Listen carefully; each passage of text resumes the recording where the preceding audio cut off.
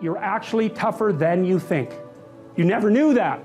And maybe you didn't want to take on the responsibility because, you know, people play a role in their own demise, so to speak. When you had opportunity to go out and explore or withdraw because you were afraid, you chose to withdraw because you were afraid. So it's not only that you were overprotected often, it's that you were willing to take advantage of the fact that you were overprotected and run back there whenever you had the opportunity. You know, so maybe you're a kid in the playground, right, and you're having some trouble with other kids, and you know in the back of your mind, I should deal with this myself, but you go and tell your mom and get her to intervene. And you know that that's not right. You know that you're breaking the social contract, but it's easier, and so that's what you do. You run off to an authority figure and hide behind the Great Father, right, roughly speaking. Well, the problem with that is you don't learn how to do it yourself. So then you have to relearn it painfully when you're 40. So then you take people out. You say, well, what are you afraid of?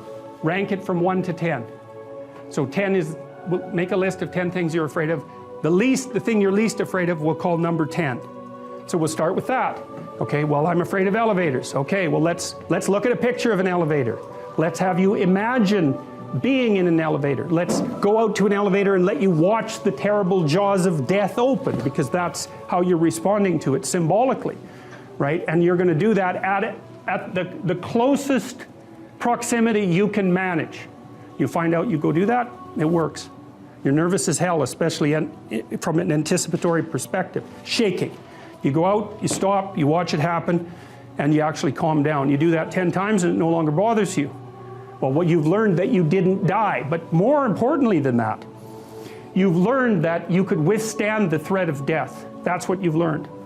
And then you move a little closer, and then you move a little closer, and then you move a little closer, and finally you're back in what's no longer the elevator from a symbolic perspective. It's a tomb, right? It's a place of enclosure and isolation. And you learn, turns out I can withstand that. And then you're much more together, much more confident. Potential is an interesting idea because it represents something that isn't yet real, yet we act like it's real. Because people will say to you, you should live up to your potential.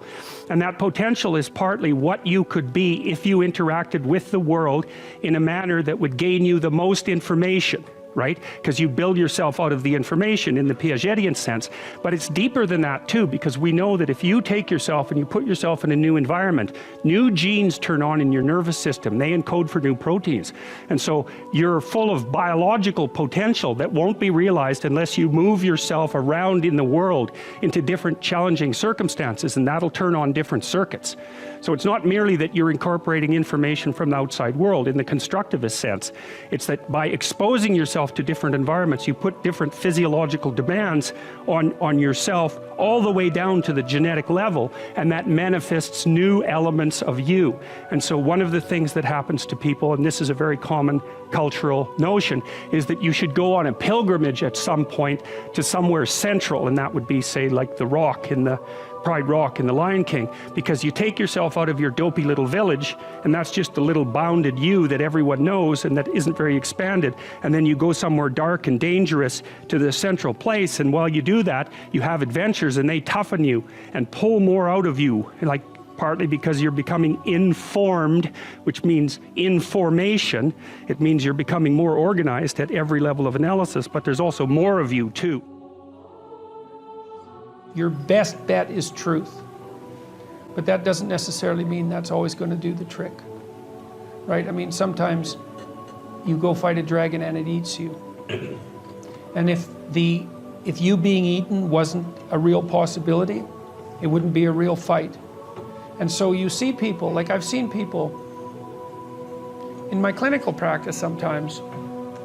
I had one client in particular who was undergoing a particularly vicious divorce with someone who was really seriously inclined to take him out and would do pretty much everything at her disposal to do so. And I strategized with him for about 3 years, and we did everything, and hyper carefully. He was a very conscientious and diligent person, and he put into practice everything that we discussed and strategized, and he still pretty much, he got backed into a corner so hard that I didn't know how to help him anymore. So I would say, however, that he was a very truthful person throughout that, and one thing he did do was part of it was a custody battle. And he did manage, despite his decline, in consequence of being repeatedly cornered, I would say, he did manage to establish what I think was a lasting relationship with his kids. So he might have got enough out of what he did to justify it, even though the whole landscape was pretty awful. I think that not lying is your best bet, but life is hard and people get run over, and it doesn't necessarily mean that you're going to emerge in any obvious sense triumphant. But if you take the alternative path, especially when you're facing severe tribulations, let's say, and you complicate those with deceit, you can be sure that whatever tragedy that you're confronting is going to turn into not only tragedy, but something very much akin to hell. And so you might be able to at least minimize the degree of suffering, even if you can't overcome it or transcend it. And that's something. You're not after the bubbles of bliss that Dostoevsky described in Notes from Underground. We're built to contend with the world. We're built to contend with reality. You want a challenge, and the best way that you can take on a challenge, because a challenge fortifies you. So you don't want to be secure, you want to be strong. And you get strong by taking on optimal challenges. And so you lay out your destiny in the world, and you take the slings and arrows of fate, and you make yourself stronger while you're doing so. And you might fail, and fortune might do you in, but it's your best bet. And you know, people have extracted unbelievable successes out of catastrophic failures. And I'm not saying that in a naive way. I know perfectly well what happens to people. You know, you're doing fine in life and then you get cancer, and then 6 months later you're dead. And all the heroism in the world isn't going to save you at that point. But that's not the point. That's not the point. Life is bounded by mortality. But that doesn't mean that you don't get out there and contend, and you develop by contending, and you minimize the net amount of suffering in the world. And that's something, man. That's something to do.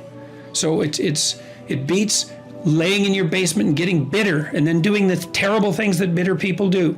So you can't ensure that the meaning you experience is self-determined, but you can play your role to the best of your ability, and that will be good enough. And that will be good enough. That meaning, the meaning that you will find in that, I believe, is sufficient to be sustaining, and perhaps even sustaining through the flood. So it isn't that you can avoid catastrophe, it's that you can prepare yourself to deal with it honorably when it arrives. That's what you've got. I would say for the last 45 years, we've told, psychologists have been certainly to blame for this, at least in part. You're okay the way you are. That's what we tell young people. Oh, you're okay the way you are. It's like, and there's nothing worse than you can tell someone who's young than that, especially if they're miserable. You know, and lots of them, well, if they're miserable and aimless, it's like, oh, I'm miserable and aimless, and sometimes I'm suicidal and I'm nihilistic and I don't have any direction in your life. In my life. It's like, well, you're okay the way you are. And it's like, they don't want to hear that. They want to hear, look, you know, and you know this, you're useless. You know nothing. You haven't got started. You've got 60 years to put yourself together, and God only knows what you could become.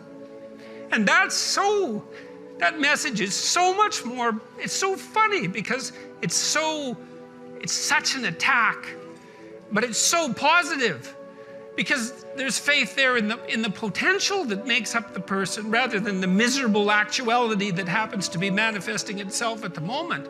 And young people respond extraordinarily well to that because, and you know that if you're a parent and you love your child, your son, your daughter, what you're trying to foster is the best in them. You want that to manifest itself across the course of their life. You want them to become continually more than they are, to see what they could be. And I think that's part of the great message of the West, is that's the ethical requirement of individual being in the proper sense, is to constantly note that you're not what you could be, to take responsibility for that, and to commit yourself, like body and soul, to the attainment of that ideal.